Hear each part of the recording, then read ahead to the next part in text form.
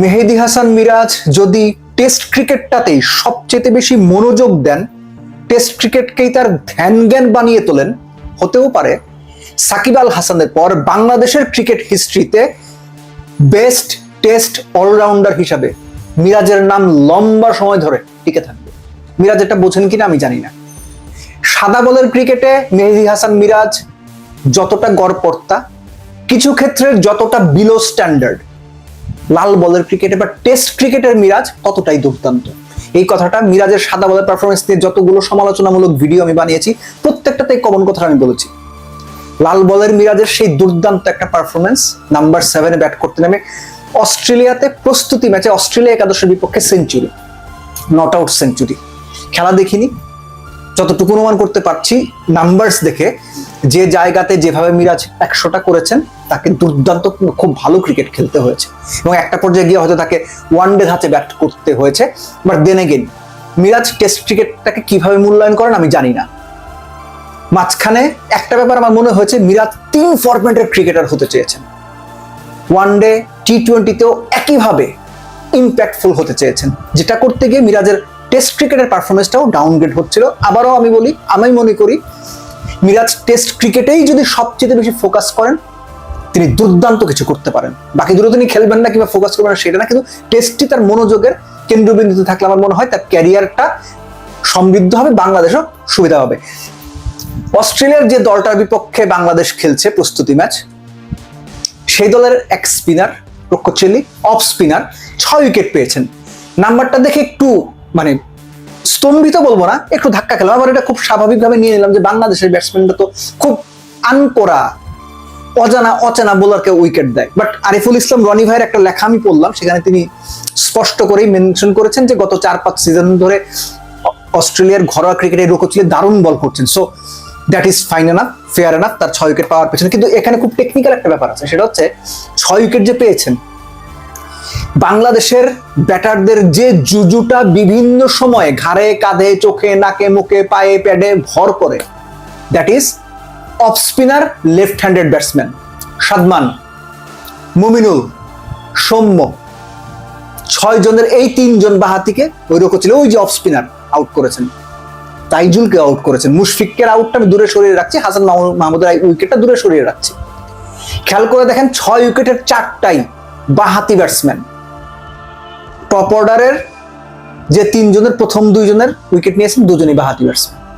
So এটা একটা proper indication যে এই যে লেফট হ্যান্ডেড ব্যাটসম্যানরা বাংলাদেশের অফ স্পিনারের বিপক্ষে যে স্ট্রাগল করেন সেটার একটা এক্সটেন্ডেড ভার্সন। আমি এই কথাটা বাংলাদেশ যখন দল ঘোষণা করে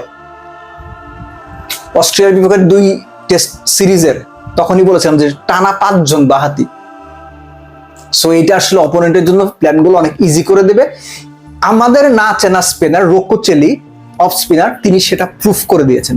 এনিওয়েজ বাংলাদেশ 263 যে করতে পেরেছে সেটা মিরাজের কল্যাণে। সবচেয়ে ভালো দিক ইনিংসটার মিরাজ নট আউট থেকেছেন, 141 বলে 109 নট আউট, 77 তার স্ট্রাইক রেট। এবং সৌম্য যখন আউট হয়েছে তখন 158 রান ছিল। শেষ 3 উইকেটে বাংলাদেশ 100-র ওপরে রান যোগ করেছে এবং শেষ উইকেটে 69 রান যোগ করেছেন মিরাজ খালেদকে সঙ্গে নিয়ে। সো বোঝাই যাচ্ছে তিনি খুব ভালো ব্যাট করেছেন। সো এই মিরাজকে আমরা দেখতে চাই, টেস্টের মিরাজ। আবার ওই টি-20-র পারফেক্ট অলরাউন্ডার, ওয়ানডের পাওয়ার হিটার, এগুলো হতে গিয়ে মিরাজ টেস্টের পারফরমেন্সটাকে নিচে নামাই দিয়েন না ভাই প্লিজ। সো বাংলাদেশ বোলিংটাও খারাপ করেনি। হাসান মাহমুদ, আমি নাম্বার দেখলাম, খেলা তো আর দেখতে পারিনি বা দেখিনি, 4 ওভার 2 মিনিট 4 রান দিয়েছেন বোধহয়, দুর্দান্ত বল করেছেন। তাসকিন অ্যাজ ইউজুয়াল উইকেট পেয়েছেন শুরুতেই। সো বাংলাদেশ প্রস্তুতি ম্যাচের হিসেবে ব্যাটিংটা তো ভালো হয়নি। মিরাজের ওই ব্যাটিংটুকু বাদ দিলে শান্ত বোধহয় 33 করেছেন, সাদমান বোধহয় 30-32 করেছেন। এছাড়া কেউই আসলে বলার মতো কোনো রান করতে পারেননি। 263 করেছে বাংলাদেশ, সেখানে মিরাজের 109 নট আউট। সো ব্যাটিং এর কলাপসটা বা ব্যাটিংটা খারাপ করতে না পারা বা টপ অর্ডার ভালো করতে না পারা, অ্যাজ এক্সপেক্টেড এটা হয়েই আসছে, সব রকম ফরম্যাটেই হয়ে আসছে। সো অস্ট্রেলিয়া 11-এর বিপক্ষে যে সেটা হচ্ছে, অবাক হওয়ার কিছু নাই।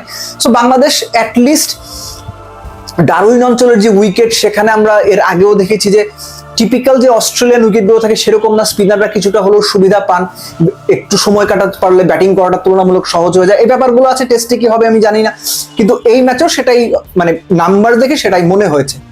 বাংলাদেশ ইউনিট ওয়াইজ একেবারে খারাপ করেনি, টপ অর্ডার যেভাবে ধরেন রান পাচ্ছে না বা টেস্টে যেভাবে তারা কলাপস করে বা ফেল করে, ওই জায়গা থেকে একেবারে খারাপ করেনি। সো সেকেন্ড ইনিংস বাংলাদেশ যদি ব্যাট করে, হোপফুলি টপ অর্ডার সেখানে রান পাবে সেটা এক্সপেক্ট করবো। একই সঙ্গে বোলারদের কাছ থেকেও দুর্দান্ত কিছু নাম্বারস দেখতে চাই, যে তারা আসলে ঠিক কেমন বল করেন অপোনেন্টের এগেনস্টে।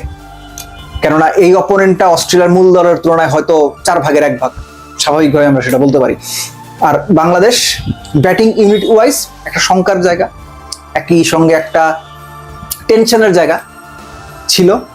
এই পার্টিকুলার ইনিংসটা তো সেটাই দেখা গেছে। বাট দেন এগেন মিরাজের ওই 100টা অ্যাবসলিউটলি ব্রিলিয়ান্ট। আবারও বলছি, মিরাজ যদি শুধুমাত্র টেস্ট ক্রিকেটে সবচেয়ে বেশি কনসেন্ট্রেট করেন, টি-20 এবং ওয়ানডেটারকে বাদ দিতে বলছি না, টি-20 এবং ওয়ানডেতে যতটুকু কনসেন্ট্রেট করবেন, টেস্টটাকে যদি মূল ক্রিকেট হিসেবে তার ফোকাসের জায়গায় রাখেন, মিরাজ সত্যিকার অর্থেই বাংলাদেশের টপ মোস্ট অলরাউন্ডার হিসেবে হয়তো ক্যারিয়ারটা শেষ করতে পারবেন, যে সাকিবের পর টেস্টের অলরাউন্ডার হিসেবে মিরাজের নামই লম্বা সময় উচ্চারণ হবে।